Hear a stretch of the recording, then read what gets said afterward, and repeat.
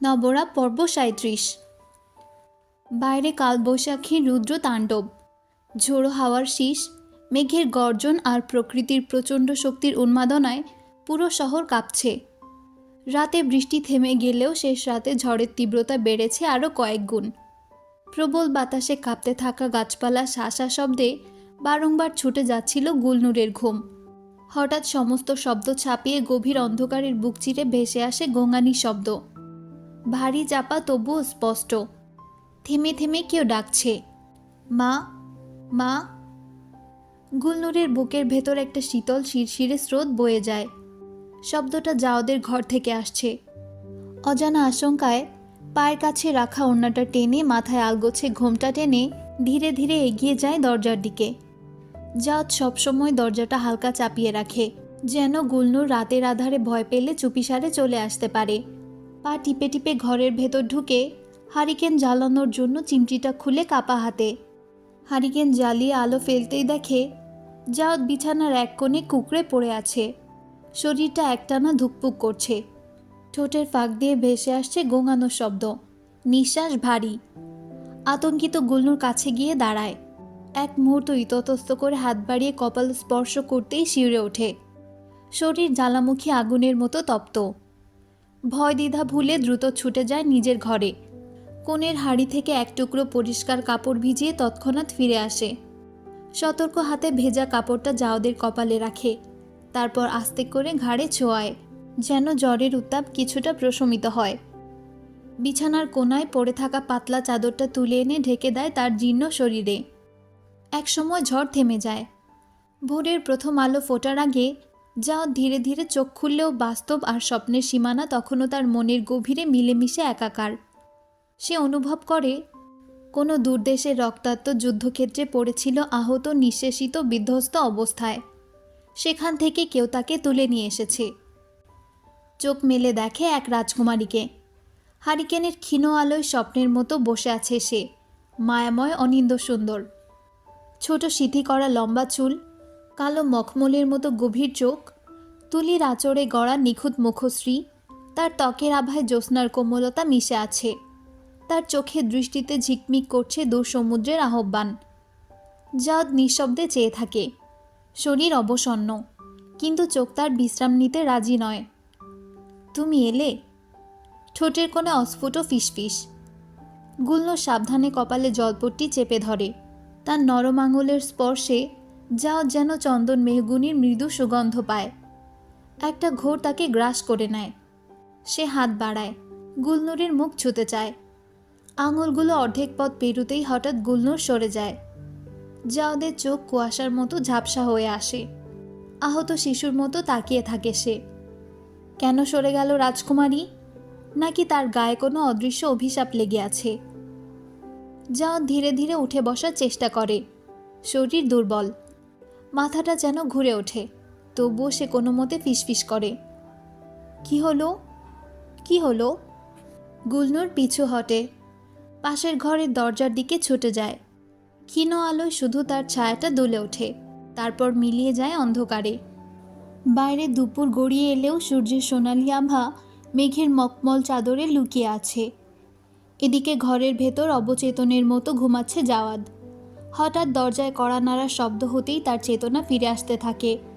চোখের পাতার নিচে টনটনে ব্যথা, মাথার ভেতর এক ধরনের অসহ্য যন্ত্রণা।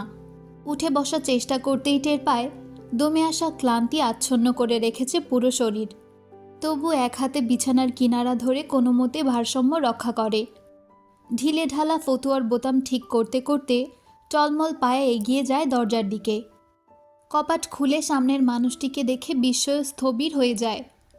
মুহূর্তে কত স্মৃতি, কত বছর পেরিয়ে আসে চোখের সামনে। চোখ কচলে আবার তাকায়। তিনি কি সত্যি এখানে? এত বছর পর। ঠোঁটের কোণ থেকে অস্ফুট স্বর বেরিয়ে আসে, দাদিজান। দরজার সামনে মহিমাময় ব্যক্তিত্ব নিয়ে মেরুদণ্ড সোজা করে দাঁড়িয়ে আছেন কোহিনূর। জাওদকে এক নজর দেখেই বুঝে গেলেন ছেলেটা ভালো নেই।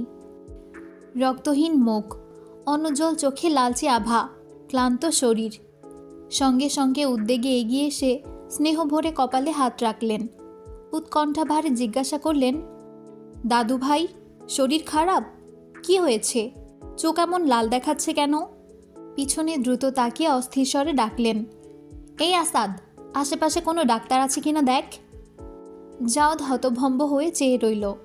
আসাদ বাইরে বেরিয়ে যেতে উদ্যত হতেই সে দ্রুত হাত বাড়িয়ে থামিয়ে দিল। না, কোথাও যাবে না। দাদিজান, অস্থির হবেন না, জ্বর ছিল, এখন ঠিক আছে। কোহিনূরের চোখের গভীর অনুসন্ধান থামল না। অভিজ্ঞ দৃষ্টিতে তিনি খুঁজে যাচ্ছেন সত্যের চিহ্ন। মায়ায় ভরা হাতে জাওয়াদের মুখ ছুঁয়ে নিজের উদ্বেগ সংবরণ করলেন। মনের ভেতর দুশ্চিন্তার ঢেউ উঠলেও মুহূর্তেই প্রশমিত করে নিলেন অভিজ্ঞতার সংযমে। নরম স্বরে বললেন, জ্বর বাঁধল কি করে? জাওয়াদ মাথা নিচু করে সামান্য অপরাধবোধ নিয়ে বলল, গতকাল বৃষ্টিতে ভিজেছিলাম, তাই হয়তো। বাইরে দাঁড়িয়ে থাকবেন না দাদিজান, ভেতরে আসুন। দ্রুত দরজা ছেড়ে সরে দাঁড়ালো জাওয়াদ। কোহিনূর ধীর পায়ে ভেতরে এসে একপাশে রাখা চেয়ারে বসলেন। চারপাশ খুঁটিয়ে দেখে স্বগত উক্তির মতো বললেন, তাহলে এটাই তোর নতুন ঠিকানা? জাওয়াদ হ্যাঁসূচক মাথা নাড়িয়ে বিছানার একপাশে বসল।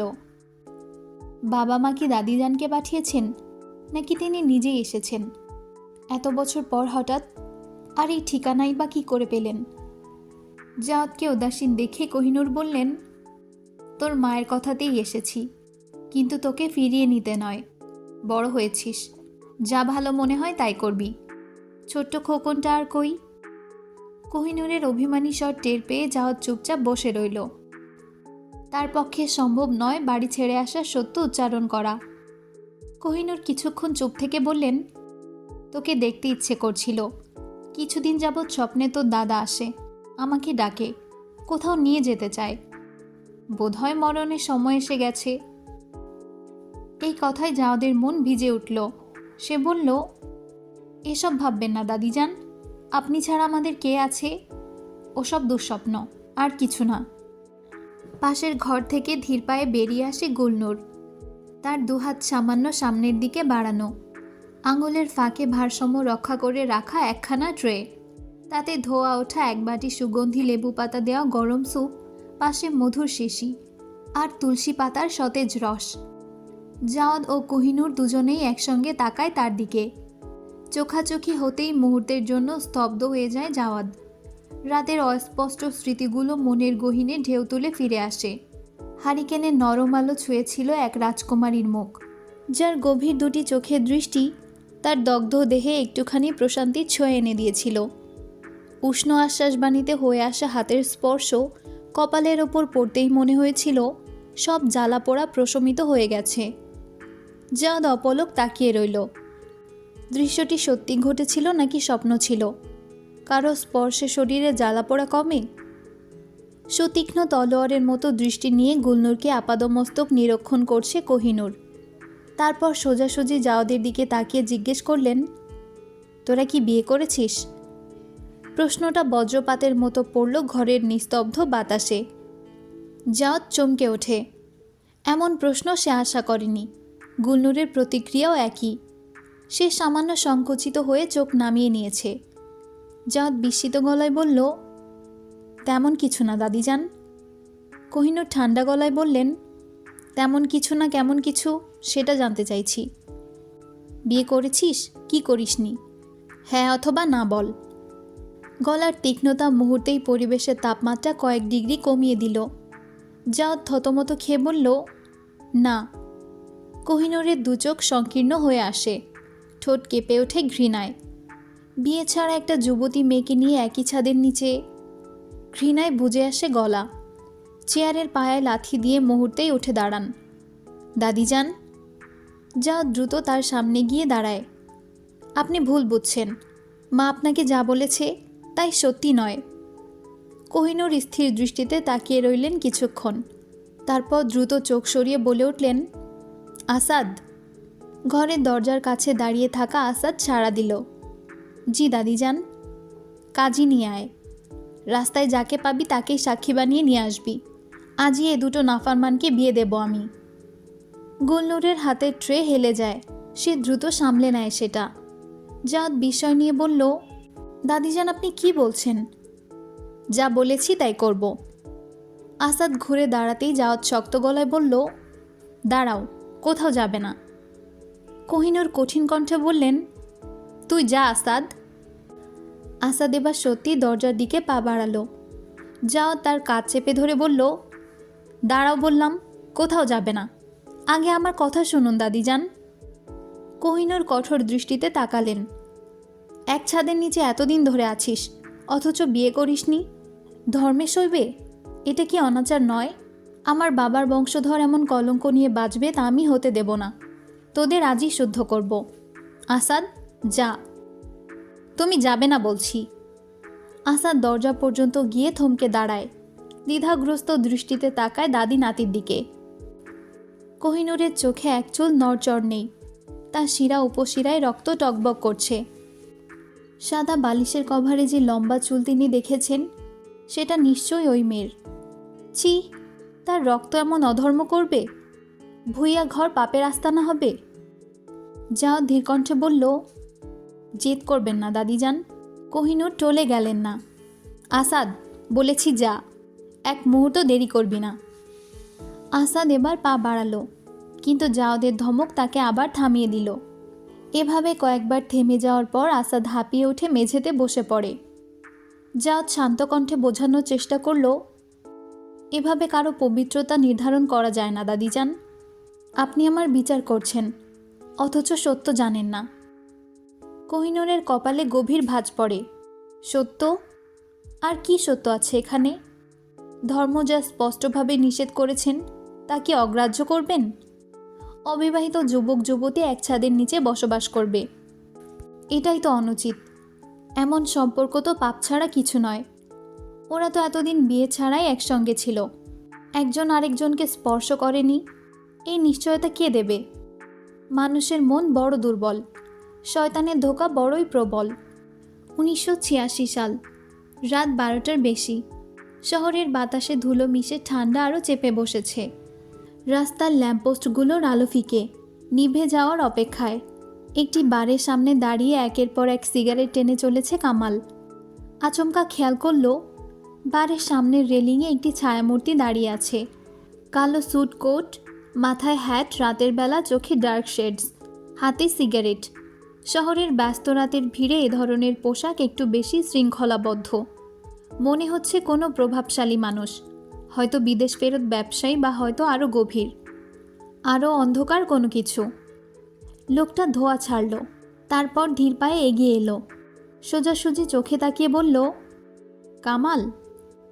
কামাল সোজা হয়ে দাঁড়ালো। এই লোক তার নাম জানি কিভাবে?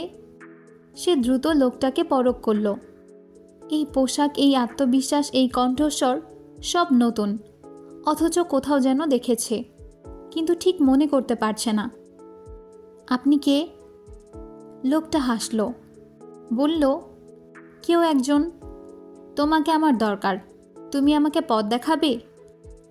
কামাল এবার পুরো মনোযোগ দিল। এই শহরে কেউ কাউকে এমনি এমনি খোঁজে না। এই ধরনের মানুষের আগ্রহের পেছনে কারণ থাকে। আমি কি পথ দেখানোর লোক?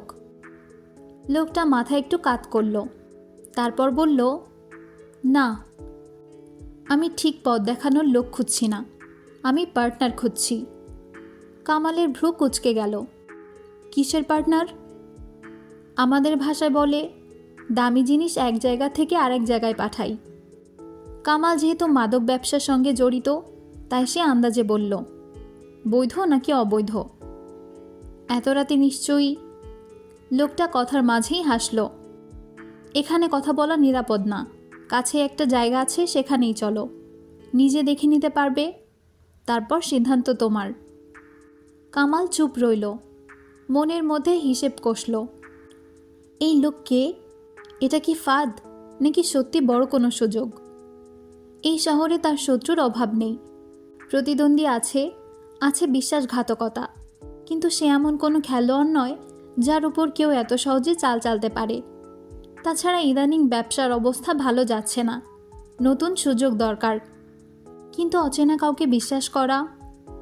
লোকটা শান্তভাবে অপেক্ষা করছে, যেন নিশ্চিত যে কামাল রাজি হবেই।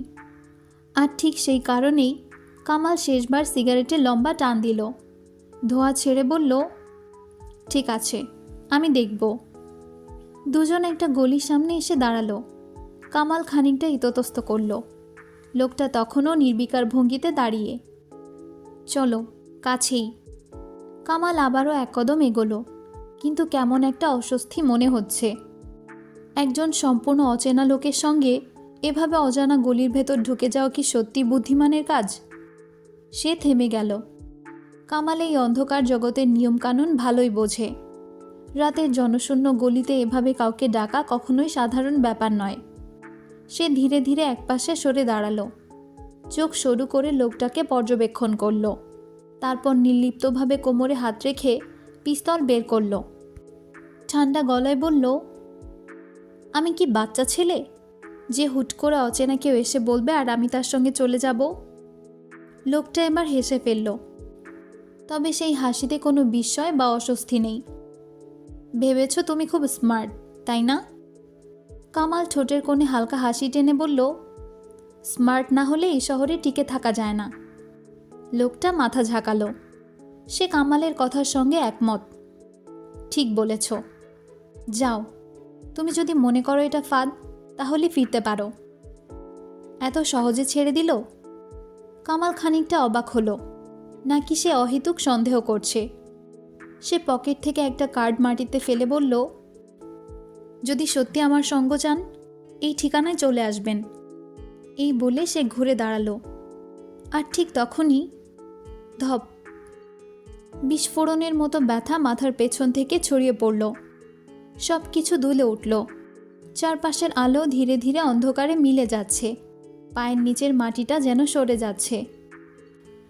জ্ঞান হারানোর আগ মুহূর্তে অন্ধকারের মাঝেও সে এক ঝলক দেখতে পেল একটা চেনা মুখ। সকাল। রাজধানীর এক পরিত্যক্ত গুদামের সামনে ভিড় জমেছে। পুলিশের গাড়ি দাঁড়িয়ে। কয়েকজন সাংবাদিক দ্রুত ছবি তুলছে। সাধারণ কৌতূহল মানুষজনও জড়ো হয়েছে। মাটিতে পড়ে আছে একটা ছিন্ন ভিন্ন দেহ। মুখ বিকৃত, শরীর ক্ষতবিক্ষত। এক চোখ ফাঁকা, অন্যটা স্থির হয়ে আকাশের দিকে চেয়ে আছে। শরীরের কিছু অংশ পোড়া, চামড়ার জায়গায় দগদগে ঘা। মৃত্যুর আগে লোকটাকে ভয়ঙ্কর কষ্ট দেওয়া হয়েছে। পুলিশ অফিসার মনসুর পাশের কনস্টেবলকে বলল, পরিচয় জানা গেছে? কনস্টেবল মাথা নাড়ল, এখনো না।